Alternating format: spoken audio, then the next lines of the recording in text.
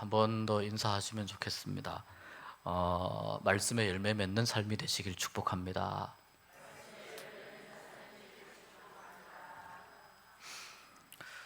어, 룻기가 소설의 그 구조를 따른다면 룻은 실존 인물이기 때문에 소설로 보는 것은 말이 안 되죠. 더더군다나 성경에 나와 있는 인물이기 때문에요. 그런데 이제 굳이 문학적으로 룻기를 좀 본다면은 1장은 발단, 이제 시작, 2장은 전개, 사건이 좀 진행이 되죠. 3장은 이제 절정, 클라이막스죠. 그다음에 4장은 결말. 이렇게 되는데 오늘 읽은 3장이 이제 절정에 해당합니다.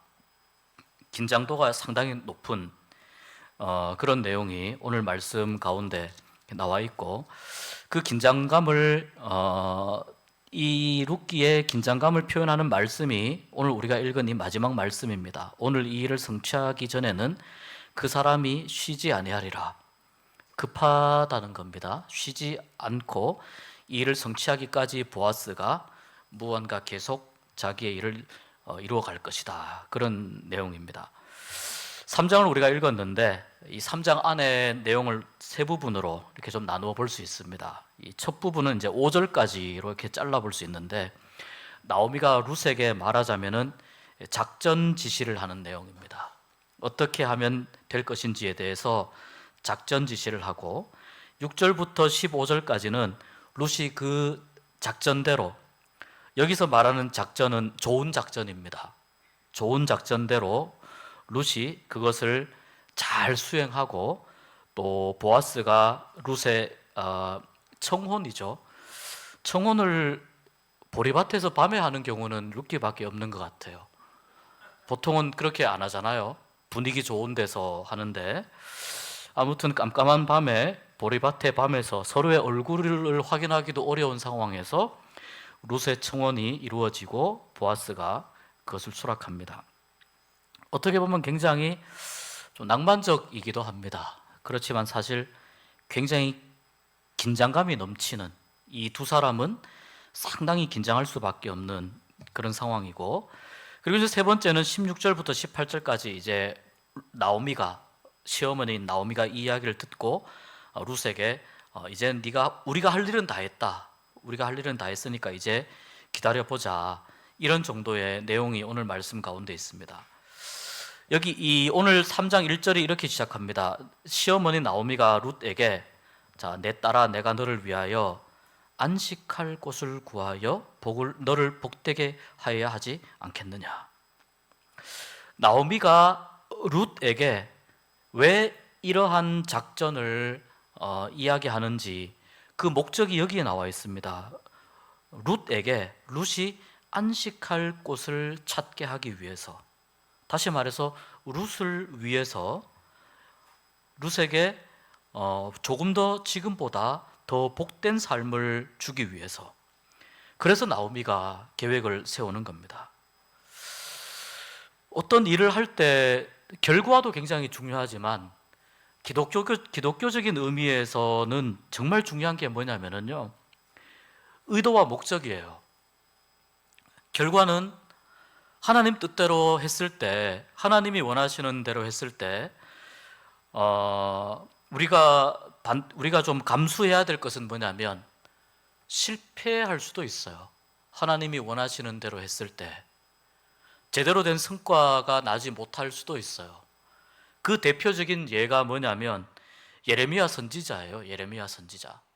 예레미야는 이사야 다음에 이 52장이나 되는 엄청난 그 예언의 내용을 담고 있는데, 예레미야가 40년이나 선포했는데도 불구하고 예레미야의 메시지는 계속해서 오해를 받습니다. 자기들 딴에는 나라를 사랑하는 이 이스라엘 백성들이, 우리가 하나님의 선민이기 때문에 하나님께서 우리나라를 멸망시키지 않을 것이다 라고 생각하고 나라가 지금 망해가고 있는데도 불구하고 계속 그런 잘못된 방향에서의 믿음을 고수하고 있는데, 예레미야는 하나님이 바벨론을 도구로 사용해서 우리나라를 무너뜨릴 것입니다 라는 예언을 한 거예요. 예레미야는 그런데요, 예레미야는 나라를 팔아먹은 사람이 아니에요. 무슨 말이냐면 역사 속에서 하나님이 어떻게 일하실 것에 대해서 정확하게 이야기해 준 사람이지 나라를 팔아먹은 사람이 아니에요. 그런 면에 있어서, 그런데 이 나라를 보존하실 것이다라고 잘못된 믿음을 가진 사람들 편에서 봤을 때는 예레미야가 하나님의 능력을 무시하고 하나님의 역사하심을 거스르는 사람으로 보일 수가 있다는 거예요. 같은 하나님을 믿고 있잖아요. 같은 하나님을 믿고 있는데 예레미야의 메시지는 사람들이 듣고 싶어하는 메시지가 아니었어요. 그런데 그 상황 속에서 사람들이 하나님께로 회개하고 돌아와야 되는데 이 바벨론으로부터 오는 그 침략과 이런 하나님의 역사를 받아들여야 되는데 그렇게 하기 싫어했거든요. 그 과정 가운데 예레미야의 반대편에서 하나님이 우리나라를 보호해 주실 것이다 라고 예언하는 자칭 선지자들이 있었습니다. 그들이 이제 거짓 선지자들입니다. 거짓 선지자들인데 이들이 하는 이야기는 백성들이 너무너무 듣고 싶은 이야기예요. 이들이 하는 이야기는 하나님이 예레미야에게만 말씀합니다. 나는 저들에게 말하지도 아니하였고 보내지도 아니하였다. 그리고 예레미야가 그 거짓 선지자에 대해서 뭐라고 이야기하냐면 진리를 선포하는 선지자의 말은 그것이 응한 다음에야, 이루어진 다음에야 그 선지자가 진짜 선지자라는 것을 확인하게 될 것이다. 그런데 이 선지자는 거짓 선지자이다. 그리고 그 선지자가 그 해에 1년이 되지 않아서 죽습니다. 자기가 한 말이 지켜지지도 않고 죽습니다. 그러므로 말미암아 이 선지자가, 자칭 선지자가 하나님으로부터 말씀을 받은 사람이 아니라고 하는 사실이 드러납니다. 드러났지만 사람들의 마음은 예레미야의 그 예언을 받아들이기 힘듭니다. 우리가 망한다는데 이 말을 쉽게 받아들이기 어려워하는 거예요. 굉장히 힘들어합니다. 근데 역사는 어떻게 됩니까? 우리가 아는 것처럼 남유다가 바벨론에 의해서 멸망하게 되죠. 그러니까 하나님은 새로운 시작을 위해서 70년이라고 하는 이 시간을 하나님은 다시 재정비하는 시간으로 땅도 쉬게 하시고 이스라엘 백성들도 남은 자들이 돌아오게 하는 그런 하나님의 새로운 역사의 방향으로 흘러가죠. 그러니까 예레미야 선지자는 엄밀하게 말하자면 인간적인 면에서 보면은 실패한 선지자예요. 위대한 부흥사도 아니고요, 사람들에게 미움도 많이 받았던 그런 설교자입니다. 그러니까 하나님의 뜻대로 한다고 해서 반드시 좋은 결과를 얻는 건 아니에요. 스데반도 그렇지 않습니까? 하나님의 뜻대로 말씀을 선포했는데 어떻게 됐습니까? 마지막에 돌에 맞아 죽습니다. 하나님은 뭘 보시냐면은 결과는 하나님 손에 맡기는 믿음을 보시는 거고, 그 앞에 뭘 보시냐면 어떤 목적과 어떤 의도로 이 일을 행하느냐를 보시는 거예요. 이 목적과 의도는 어디에 맞춰야 됩니까? 하나님의 일하시는 방향에 맞춰야 되는 거죠. 깨어있지 않으면 하나님이 일하시는 방향을 읽을 수가 없습니다. 깨어있지 않으면. 더 놀라운 것은요, 어제 내가 깨어있었어도 오늘 내가 잠자는 신앙이 되면 하나님의 일하심을 읽을 수가 없습니다. 이것이 하나님의 냉정한 하나님의 일하심의 방법이에요. 그리고 여기에 우리가 끊임없이 우리 자신을, 끊임없이 우리의 영성을 가꾸어야 되는 중요한 이유가 바로 여기에 있습니다. 어제 내가 어마어마한 은혜를 받고 엄청난 결과를 얻었고 굉장한 은사를 받았고 했다 하더라도 내일 불과 몇 시간이 지나서 하나님을 반대하는 사람으로 돌아설 수 있는데 그 대표적인 케이스가 누굽니까? 베드로 아닙니까? 주는 그리스도시요 살아계신 하나님의 아들이십니다 고백을 했습니다. 가이사랴 필립보에서. 예수님이 이 고백을 듣고 내가 십자가에 못 박힌다. 그러니까 베드로가 예수님을 말립니다. 그때 말리는 거는 베드로가 예수님을 좀 뭐라 하면서 말렸습니다.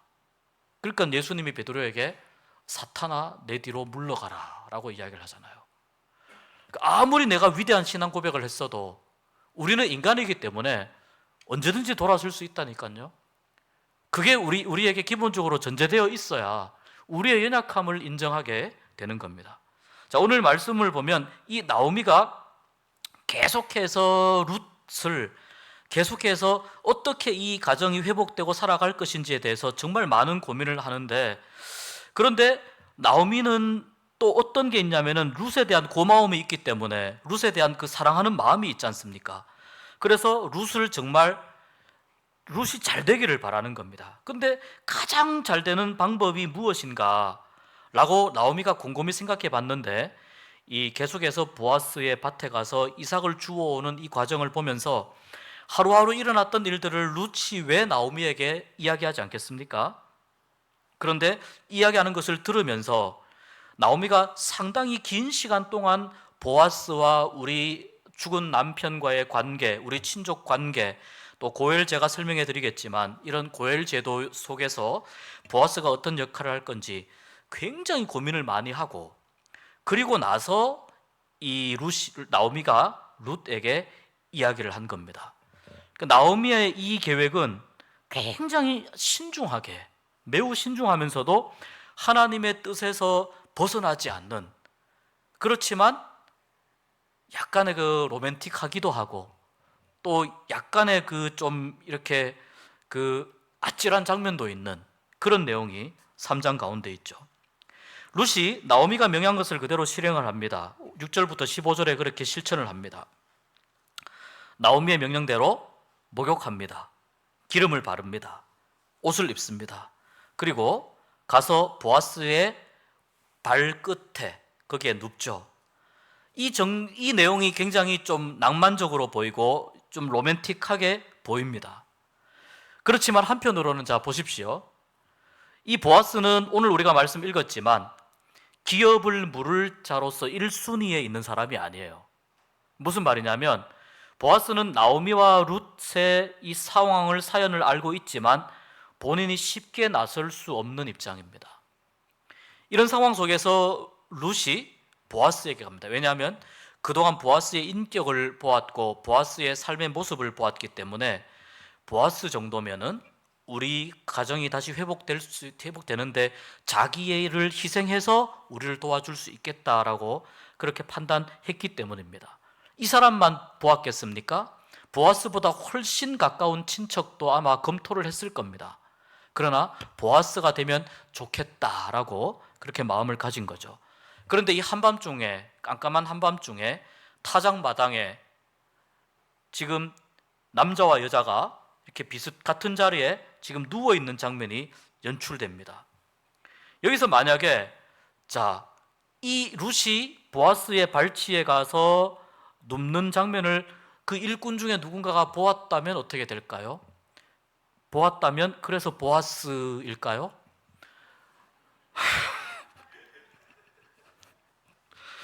내가 봤어. 그렇게 되면 정말 룻이 난처해지지 않겠습니까? 굉장히 난처해지겠죠.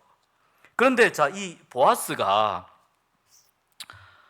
룻의 이 행동을 만약에 보아스가 거절하면 어떻게 됩니까? 둘이 약속한 사이가 아니거든요. 거절할 만한 충분한 이유가 돼요. 왜냐하면 보아스는 좀 이 당시에 룻의 청혼을 받아들이기에는 나이가 좀 많은 연령대에 속합니다. 근데 룻이 이것을 그대로 따라합니다. 나오미가 시킨 대로. 무슨 말이냐면 룻은 나오미를 깊이 사랑할 뿐만 아니라 이 나오미와 룻이 얼마나 깊은 신뢰와 사랑의 관계로 맺어져 있는지를, 그것을 맺어져 있기 때문에 이렇게 하는 겁니다. 그러니까 단순히 나오미가 그렇게 하라고 했으니까 하는 게 아니에요. 룻도 위험성을 알죠. 오해받을 수 있는 위험성, 충분히 이상한 상황 가운데 갈 수 있는 위험성이 그렇지만 그 위험한 상황을 감수하고 어머니가 하라고 한 그대로 하는 것은 나오미와 룻이 서로를 얼마나 존중하고 얼마나 서로를 신뢰하며, 이 그대로 했다는 것은 나오미가 룻을 위해서 얼마나 깊이 고민했다고 하는 이 3장 1절의 이 말씀처럼 이 내용을 룻이 이해했기 때문에 그대로 한 거죠. 룻이 보아스에게 청혼했던 방법은 그냥 어떤 물질적으로 재력이 있고 능력이 있고 그렇기 때문에 보아스에게 청혼한 것이 아닙니다. 성경에 나오는 고엘 제도라고 하는 제도에 근거한 겁니다. 이것은 하나님께서 허락하신 제도입니다. 이거는 원래 이 가족들 중심으로, 그러니까 당시에 가나안 땅의 이스라엘 백성들이 가족들별로 기업을 받지 않습니까? 땅을 받지 않습니까? 그 가족들별로 이 가족 공동체가 계속해서 유지되고 운영되게 하기 위해서 만들어진 아주 특별한 제도입니다.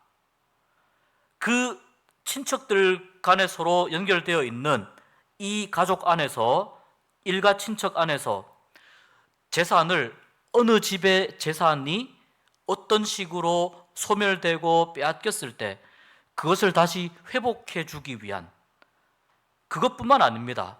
그 다음에 아들이 없이 죽게 되었을 때 이런 여러 가지 것들을 보완해 주는, 그래서 이 가문이 계속해서 하나님 안에서 하나님의 복을 누리면서 계속해서 이어지게 만들어가기 위해서 특별히 마련된 특별한 장치라고 볼 수 있어요. 고엘이 구속하다, 이런 의미가 담겨 있거든요. 그리고 친척으로서 행동한다. 그러니까 가까운 친척으로서 내가 이렇게 권리를 가지고 행동한다, 그런 의미가 있는데, 예를 들어 친척이 억울한 살인 사건을 당했습니다. 그러면 그 친척의 억울한 살인 사건을 복수해 주는 일도 여기에 해당이 됩니다. 민수기 35장 19절 나옵니다. 그 다음에 친척이 자손 없이 죽을 경우에, 이것을 이제 사두개인들이 예수님 시험할 때 이 이야기를 가지고 했잖아요.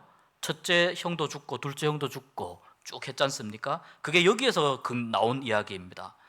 친척이 자손 없이 죽을 때에 그 제수나 또는 형수를 아내로 맞아가지고 결혼하는 제도를 계대 결혼이라고 해요. 이것은 문란한 것이 아니고 혈통을 이어주기 위해서 그렇게 하는 겁니다. 이게 신명기 25장에 나오는 내용입니다. 그 다음에 또 한 가지가, 친척이 가난해서 자기의 땅을 팔았을 때, 이 땅을 팔았을 때 그 땅을 대신 사서 돌려주는 그 행동, 레위기 25장에 나옵니다. 이 세 가지를 다 포함하는 내용이 뭐냐면은 고엘 제도입니다. 고엘 제도. 이 고엘 제도가 가장 잘 드러난 것이 바로 이 룻기서의 말씀입니다. 그런데 아까 말씀드린 대로 고엘이 뭐라고 했습니까? 구속하다라는 의미가 있잖아요. 구속하다. 그래서 이 고엘 제도가, 땅을 한번 돌려받는 걸 생각해 보시죠. 예를 들어서 우리가 지금 너무 가정이 지금 어려워져서 땅을 1억에 받고 다른 사람에게 팔았습니다.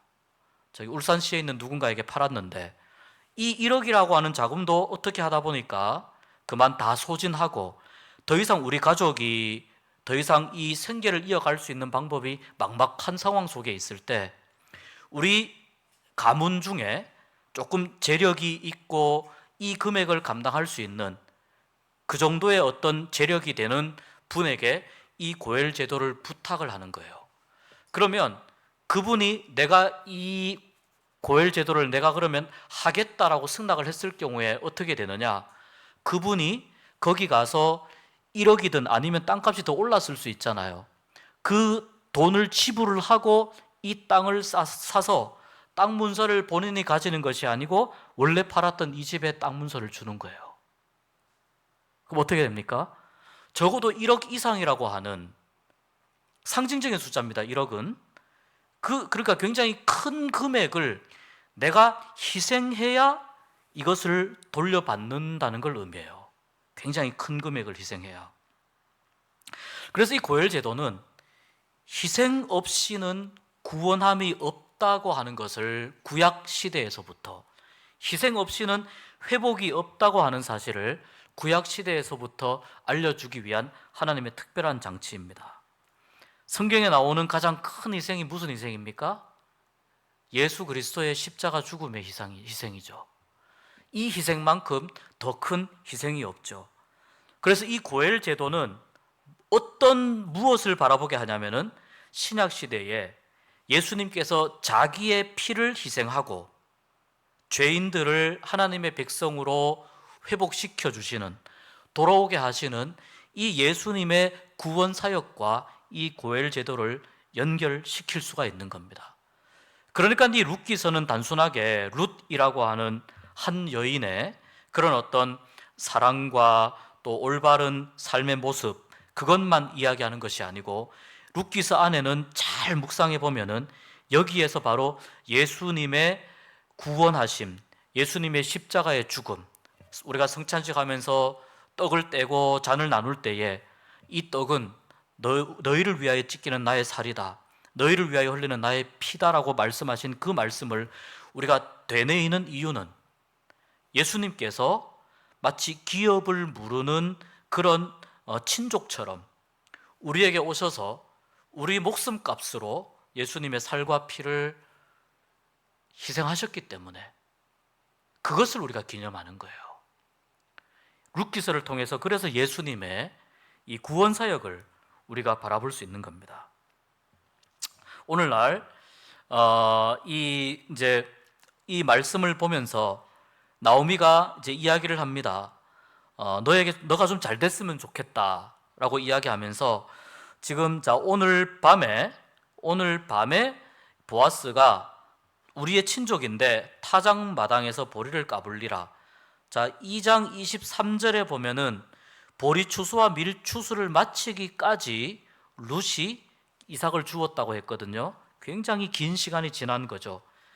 이 팔레스타인 지방에서 이 타작을 주로 이제 해질녘부터 하게 되는데, 일단은 날씨가 너무 덥고, 그 다음에 해질녘에 하는 이유 중에 하나는 타작에 적당한 바람이 불기 때문입니다. 날씨 영향도 있고 바람도 불고, 그것을 나오미는 잘 아는 거죠.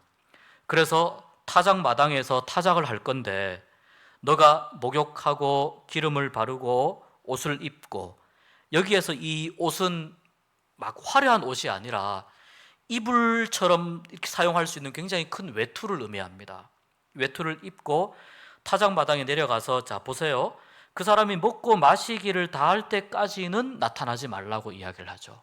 먹고 마시기를 다 하기까지는, 아마 이 타작을 하니까 잔치를 베푸는 그런 그 풍습이 있을 테고 많은 사람들이 있었을 테고 당연히 포도주도 좀 마셨을 겁니다. 그 상황 속에서는 즐기는 시간 가운데에서는 보아스에게 나타나지 말아라. 혹시라도 다른 의도로 비춰질까 봐 그런 겁니다. 목욕하고 기름을 바르고, 이 말은 단정한 유혹을 하기 위해서라기보다는 네가 할 수 있는 최대한의 단정한 모습을 가지고 갖추어서 가라는 의미입니다. 말씀드린 대로 큰 외투, 시물라라고 하는 이 의복을 입으면은 그냥 큰 외투니까 밤에 좀 서늘하고 그렇잖아요. 그런 옷을 입고 가라는 뜻이 있는 것이고, 목욕하고 기름을 바르고, 이 말은 이제 죽은 너의 전 남편은 이제 그만 잊어도 좋다는 의미가 있어요. 사별한 전 남편은 이제 잊어도 좋다고 하는 그 나오미의 권고가 이 안에 들어가 있어요. 룻의 마음이 좀 많이 가벼워졌을 겁니다. 그리고 이제 보아스가 누울 때 발 부분에 거기에 이불을 들고 거기에 누우라고 이야기합니다. 그렇게 하면 이제 보아스가 뭐라고 이야기할 것이다. 보아스의 발 부분에 눕기 위해서 그 부분에 이불을 들추라는 말이거든요.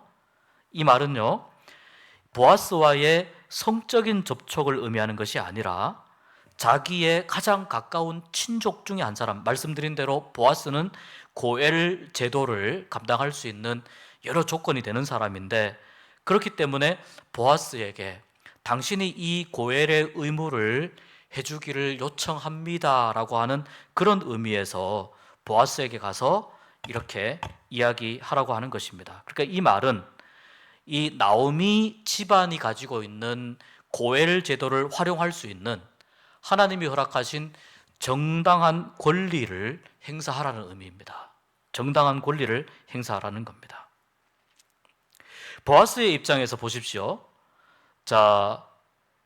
보면은 이제 그렇게 먹고 마시고 타작을 하니까 이제 마음이 즐겁잖아요. 한 해 농사를 마무리 짓는 그런 시점이니까 너무 즐겁고, 그래서 이제 거기에 이렇게 누웠는데 룻이 발끝에 거기에 누워 있는 것을 처음에 인식 못 하다가 8절에 보니까 밤중에 그가 놀라 몸을 돌이켜 본즉이라고 되어 있습니다. 그가 놀라, 무엇에 놀랐는지는 모르겠습니다. 근데 아무래도 그 뒤에 한 여인이 자기 발치에 누워 있는 것을 보면서 이 보아스는 그 여인이 룻이라고는 생각을 못했을 것 같습니다. 뭐 잔치할 때에 있었던 어느 여인 중에 한 사람이 아마 이렇게 누워 있는 것을 자다가 뭐 이제 밤에 쌀쌀하고 하니까 아마 느꼈던 것 같습니다. 그래서 네가 누구냐라고 묻습니다. 그 발치에 이때는 당연히 후레쉬 이런 것도 없으니까 깜깜하지 않습니까? 네가 누구냐? 룻인 줄 모르는 겁니다. 이 말은 룻이 보아스의 발끝에 누웠지만 보아스와 신체적인 접촉이 되지 않았다는 것을 의미해요. 누워있는 인기척 정도만 느낄 수 있도록 룻이 누워있다는, 그만큼 신중하게 지금 보아스에게 다가갔다는 것을 의미합니다. 접촉하지 않고 보아스가 알아채도록 보아스에게 다가간 겁니다. 나는 당신의 여종입니다. 여종 룻입니다. 그리고 옷자락을 펴서 여종을 덮어주십시오 라고 9절에 이야기하죠. 당신의 옷자락을 이 종의 위에 덮어주십시오. 이 말은 이런 의미가 있죠. 저에게 남편이 되어 주십시오 라고 하는 의미가 이 말 가운데 함축되어 있습니다. 옷자락을 덮어주십시오. 저를 보호해 주십시오. 왜냐하면 이유는 확실합니다. 그냥 아무 그게 아니고 당신이 우리의 기업을 물을 자이기 때문입니다. 당신이 우리의 기업을 물을 자이기 때문입니다. 아까 말씀드린 대로 자녀 없이 죽었을 경우에 과부 형수나 또는 제수와 계대 결혼을 하는 이런 제도도 고엘 제도에 넓게 포함이 되는데, 이것은 가문이 어쨌거나 끊어지는 일 없이 계속해서 이 가문이 이어져야 한다고 하는 이 목적, 그 다음에 먼저 사별한 그 남편의 아내 또한 보호받을 권리가 있다는 것을 하나님이 인정했다는 걸 의미해요. 사별했지만 그 아내가 하나님 안에서 제도적으로 보호받아야 된다, 이것을 의미하는 것이고, 또 그 가족이 그렇게 되기까지 얼마나 많은 경제적인 손해가 있었겠습니까? 이 경제적인 손해도 다시 하나님 안에서 회복되어야 한다. 그래서 친척 중에 가까운 사람이 이런 여러 가지 이유로 이 해결할 수 없는 어려움에 빠진 가족을 구해낼 수 있는 합법적인 방법, 그 고엘, 그래서 당신이 우리의 기업을 물을 자가 됩니다 라고 룻이 이야기한 겁니다. 룻은 보아스에게 두 가지를 이야기합니다. 하나는 저의 남편이 되어 주십시오 라고 이야기합니다. 또 하나는 우리의 기업을 물러 주십시오, 우리의 기업을 회복시켜 달라고, 이 책임도 져달라고 이야기합니다. 이 가정을 위해서, 룻은 참고로 유대인이 아니죠. 모압 여인이죠. 모압 여인인데 이 가정을 위해서 룻이 이렇게 하는 겁니다. 상당히 이것이 위험하고 큰 모험을 무릅쓴 희생이라는 걸 말씀드렸죠. 이 깜깜한 밤에 그 타작마당에서 어느 동네 사람 중에 한 명이라도 만약에 이 상황을 봤었다면 룻은 정말 엄청난 수모를 겪고 쫓겨나야 됐을지도 모르는 상황입니다. 그렇지만 룻은 지금 나오미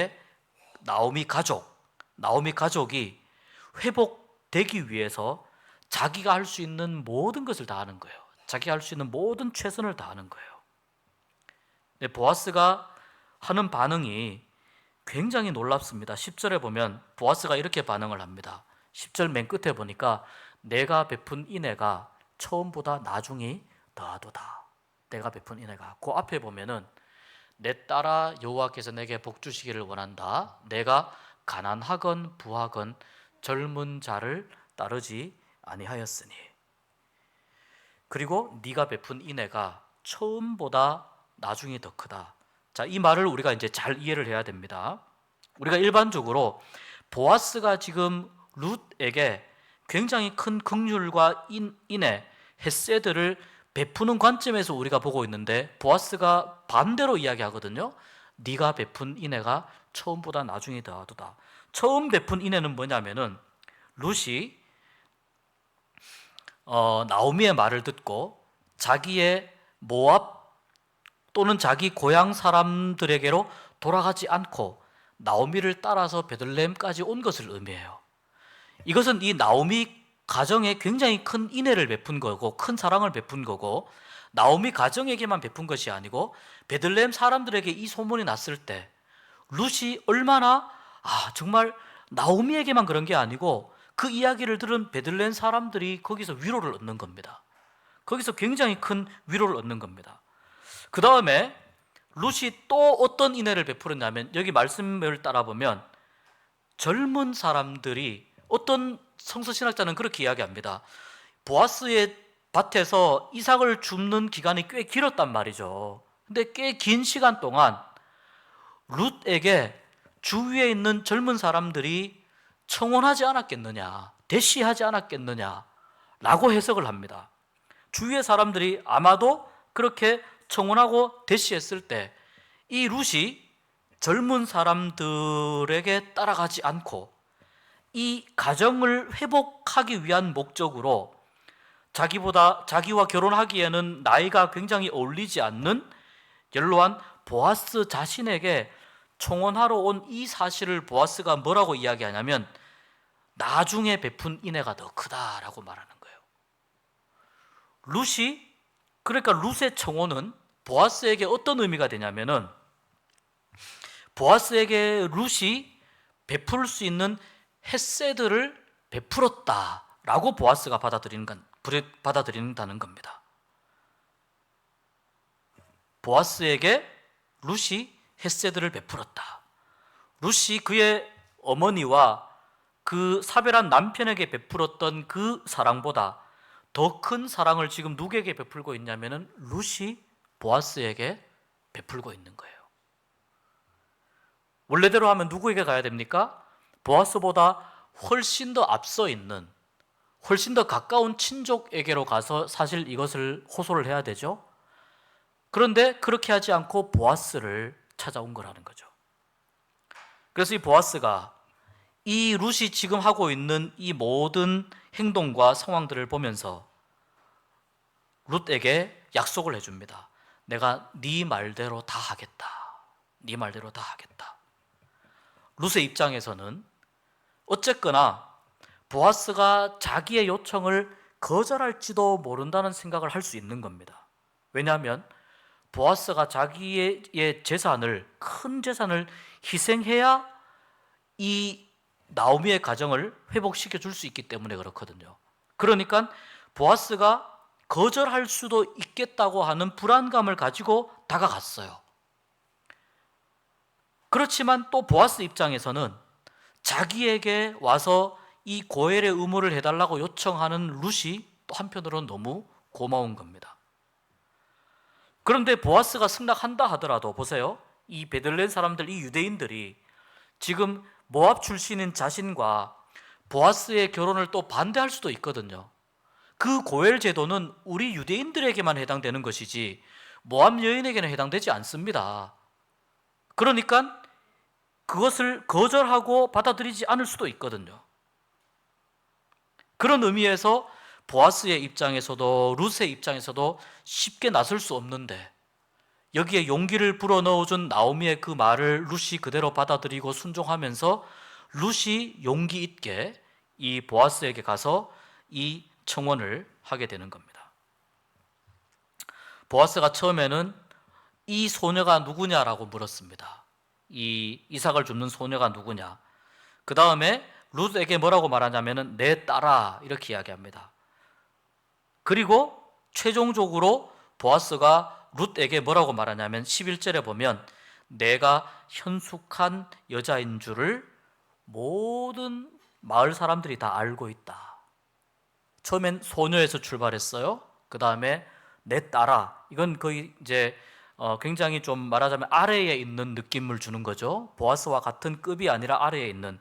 그런데 이 룻이 한 행동을 쭉 보면서 보아스가 룻을 현숙한 여자로 인정을 해줘요.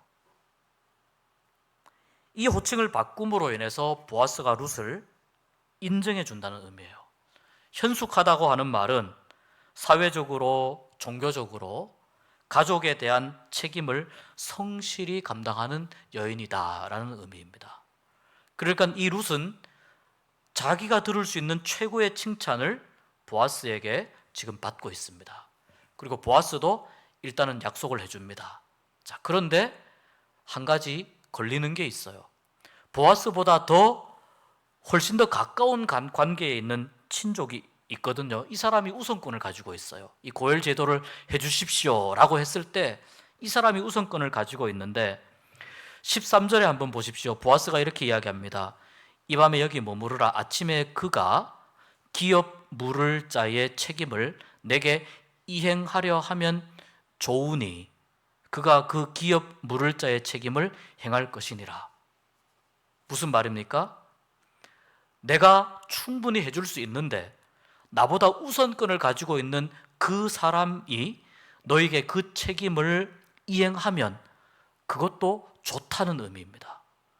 룻의 이 부탁을 고마워하면서도 보아스는 굉장히 이성적이고 합리적으로 하나님의 이 제도의 관점에서 그 하나님의 질서를 벗어나지 않는 그 태도로 지금 이 문제에 접근을 하고 있습니다. 우선권이 있는 사람이 있다. 그 사람이 책임을 이행하면 그것도 좋다. 그렇지만 만약에 그 사람이 그 책임을 이행하는 것을 기뻐하지 않으면 보아스의 놀라운 말이 나옵니다. 여호와께서 살아계심을 두고 맹세하노니 내가 하겠다. 내가 하겠다. 이야기합니다. 그리고 여기에서 쉬어라 라고 이야기하죠. 여기에서 쉬어라. 그리고 우리가 쭉 읽어보면 새벽녘에 사람들이 서로 얼굴을 알아보기 어려울 정도, 그러니까 아주 이제 해가 뜨기 직전 정도가 되겠죠. 그 시간에 보아스가 이야기합니다.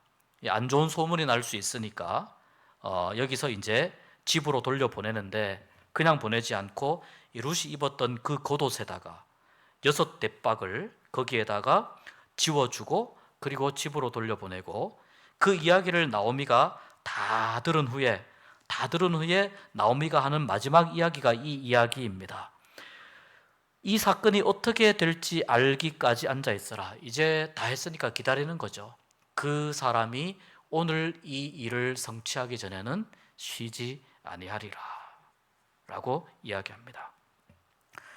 정말 이 긴박했던 하룻밤에 기가 막힌 러브 스토리가, 정말 기가 막힌 아름다운 이 사랑의 이야기가, 그러나 단순한 사랑이 아니라 한 가족을 회복시키고자 하는 하나님의 그 질서 속에서 이루어진 이 너무나도 아름다운 사랑 이야기가 3장에 이렇게 잘 정리되어서 지나갑니다.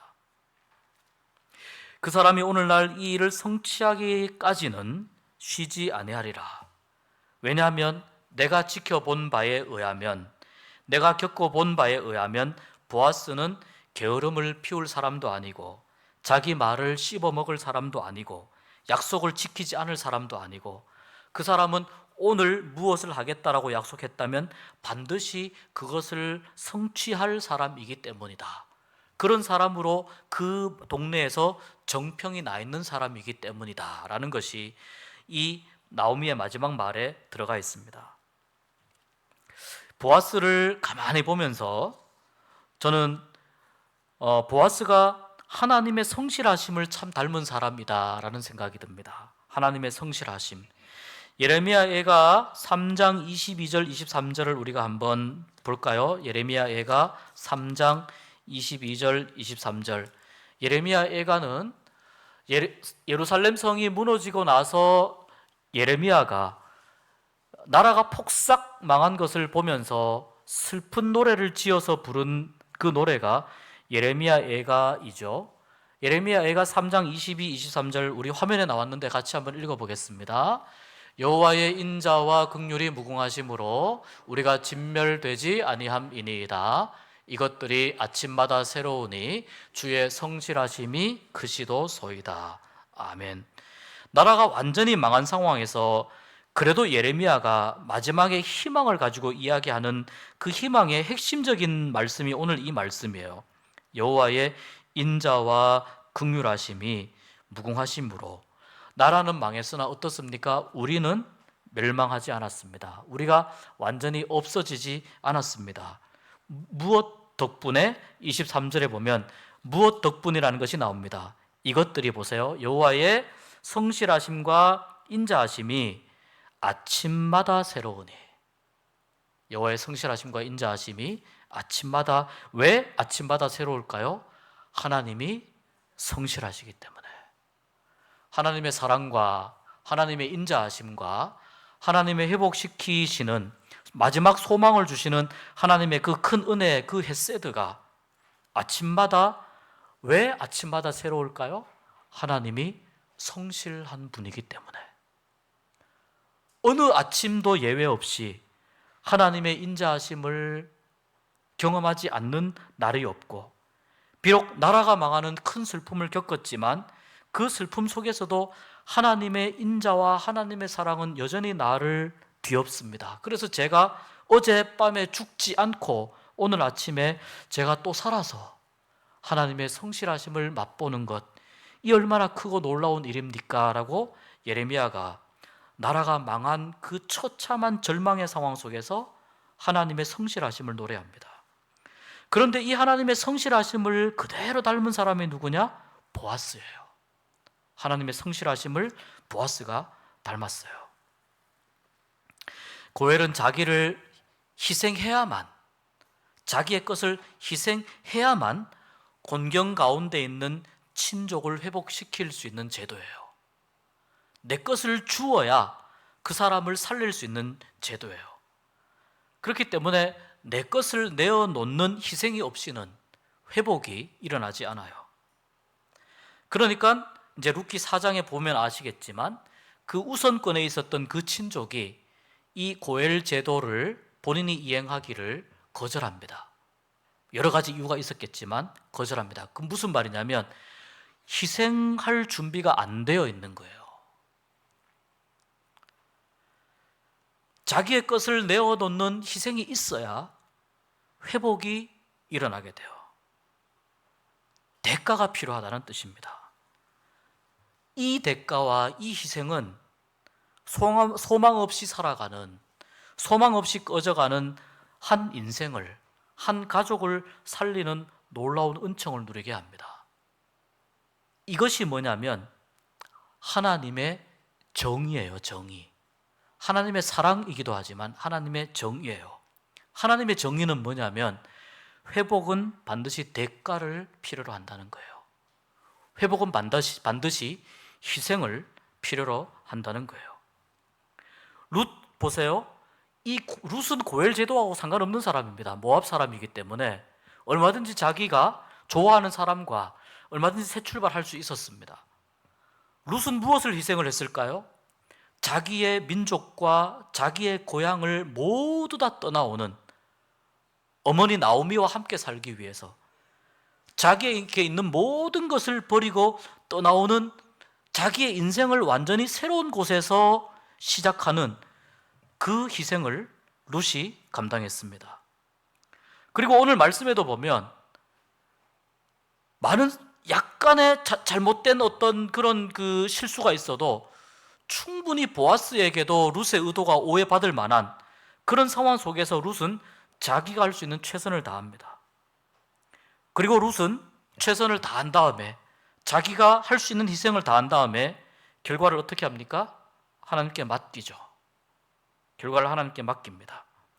이 고엘 제도가 하나님이 주신 구원과 회복의 제도이지만, 그렇지만 이 제도를 누리기 위해서는, 이 제도의 혜택을 누리기 위해서는 하나님이 원하는 방향에서 최선을 해야 되고, 하나님이 원하는 방향에서 희생과 헌신이 일어나야 되는 겁니다.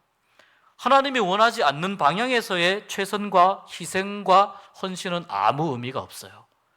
그래서 제가 처음 말씀드린 대로 하나님이 어떤 방향에서 우리가 어떻게 하기를 원하시는지 우리가 날마다 물어야 된다는 겁니다. 날마다 묻고 그렇게 하나님이 원하시는 것을 우리가 잘 깨달을 수 있는 영적으로 깨어있는 믿음, 이것이 우리에게 필요한 겁니다. 내가 열심히 하고 있습니다. 그렇지만 하나님이 이쪽 방향을 원하는데 내가 이쪽 방향에서 계속 열심히 하고 있습니다. 아무런 일도 일어나지 않습니다. 하나님의 역사에 방해가 될 뿐이지 아무런 일도 일어나지 않습니다.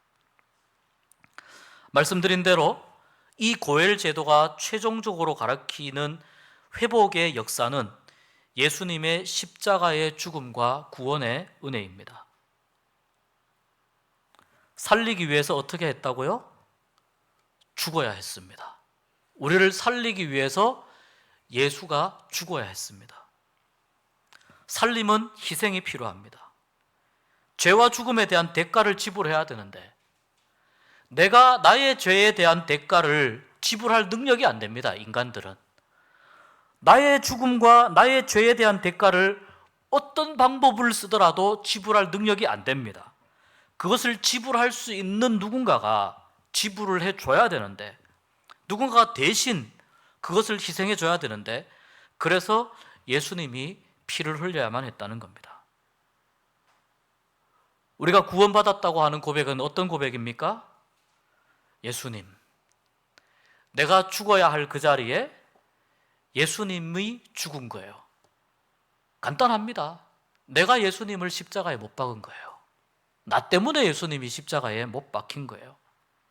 그 예수님의 죽음, 예수님의 희생이 얼마나 나를 향해 크고 놀라운 사랑이었는지 그것을 인정하고 받아들인다는 것이 내가 예수님을 주님으로 모신다는 뜻입니다. 그리고 하나님은 우리의 이 구원이 온전히 완성되기까지, 그것을 완성하기까지 하나님은 성실하심으로 쉬지 않으시는 분이라는 것을 우리가 오늘 이 보아스의 이 성품을 통해서, 하나님 닮은 성품을 통해서 우리가 깨달을 수 있습니다. 룻기서는 한 여인의 인생에서 나타난 하나님의 놀라운 구원 사역, 그리고 그 구원 사역이 어디를 향해 있는지, 하나님이 어떻게 역사하시는지, 너무너무 이스라엘 입장에서 봤을 때는 보잘것없는 여인 아닙니까? 룻은 너무 보잘것없는 여인이고 무엇을 할 수 있었겠습니까? 룻이 아무것도 할 수 없는 상황이었습니다. 룻이 할 수 있는 건 이삭 줍는 정도밖에 할 수 없었습니다. 그 연약하고 미력하고 아무런 존재감 없는 이 룻이 그의 시어머니 나오미에게 베풀었던 놀라운 그 인애와 그 가운데에서 하나님을 따르고자 했던 이 믿음의 결단을 하나님께서 귀하게 보셔서 하나님이 룻을 통해서 놀라운 구원의 역사를 이루어 가시는 것인 줄 믿습니다. 우리가 이러한 룻의 이 마음과 룻의 믿음을 우리가 좀 더 이해하고 룻의 믿음을 나의 믿음으로 그렇게 본받는 그런 결단을 할 수 있었으면 좋겠습니다. 나는 너무 존재감이 없으니까, 나는 보잘것없으니까, 나는 지금 아무것도 할 수 없는 입장이니까, 그런 입장이고 그런 상황이라고 그런 마음이 드신다면 룻을 한번 떠올려 보십시오. 룻만큼 무력감을 느끼는 인생이 없었을 거예요. 집안의 남자 3명이 다 그냥 먼저 떠나갔습니다. 아무것도 할 수 없는 시어머니를 모시고 홀홀단신으로 베들레헴에 왔습니다. 그런데요, 아무것도 할 수 없는 사람이지만 하나님께서 그 사람을 지켜보시고 하나님께서 그 사람에게 관심을 두시고 내가 이 사람을 통해서 일 좀 해야 되겠다, 하나님이 그렇게 결단하고 결심하시니까 다윗의 조상이 되지 않습니까? 예수님의 족보에 이름을 올리는, 상상할 수 없는 영광을 누리는 그런 은혜를 룻이 입게 됩니다. 룻기는 무한한 하나님의 은혜를 경험할 수 있는, 하나님의 사랑과 하나님의 정의를 다 경험하고 묵상할 수 있는 정말 귀한 책이라고 볼 수 있습니다. 우리 같이 기도했으면 좋겠습니다. 1분만 기도하셨으면